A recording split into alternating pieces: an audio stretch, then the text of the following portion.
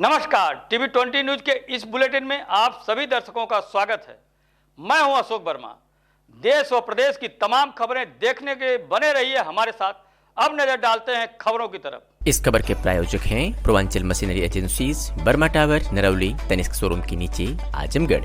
Proprietor हैं अशोक वर्मा और mobile number है 9415207728।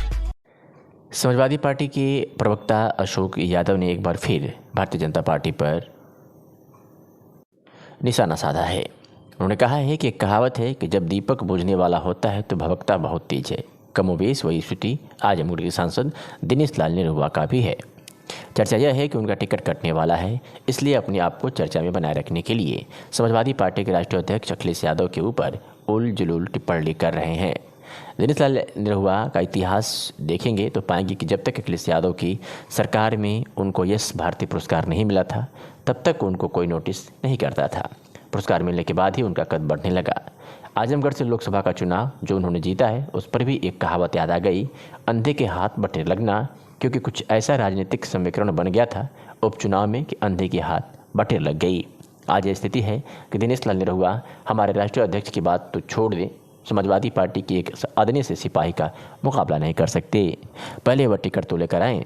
हमारी शुभकामना है कि उनको टिकट मिले और उनका अहंकार भी चूर हो जाएगा। साथियों, आप सभी को नव वर्ष की ढेर सारी शुभकामनाएं। ये कहावत है कि जब दीपक बुझने वाला होता है तो कुछ देर के लिए भभकता बहुत तेज है। वही हालत हमारे आजमगढ़ के सांसद दिनेश लाल निरहुआ जी की है। चर्चा यह है कि उनका टिकट कटने वाला है, इसीलिए अपने आप को चर्चा में रखने के लिए इस तरह का उल जलूल बयान कभी समाजवादी पार्टी के राष्ट्रीय अध्यक्ष जी के ऊपर कभी कुछ बयान दे रहे हैं।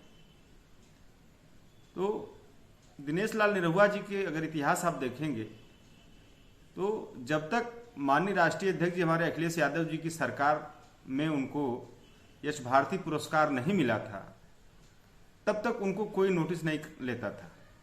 यश भारती पुरस्कार के बाद ही उनको लोग नोटिस करने लगे, उनका कद बढ़ने लगा। और जो चुनाव उन्होंने जीता है आजमगढ़ से, लोकसभा का चुनाव, इस पर भी एक कहावत मुझे याद आ गई, अंधे के हाथ बटेर लगना। चूंकि कुछ ऐसा राजनीतिक समीकरण था यहाँ का उस समय उपचुनाव में कि अंधे के हाथ बटेर लग गई। लेकिन आज जो स्थिति है, आप अखिलेश यादव जी को क्या चुनौती देंगे? निरहुआ जी, आप तो समाजवादी पार्टी के एक अदने से सिपाही से परास्त हो जाएंगे। खैर, आप टिकट तो लेके आइए पहले। हाँ, आप टिकट के लिए इस तरह का उल जुलूल बयान दे रहे हैं, ठीक है, हो सकता है। हमारी भी शुभकामना है कि आपको टिकट मिल जाए और आपका इस चुनाव में मान मर्दन भी हो जाए।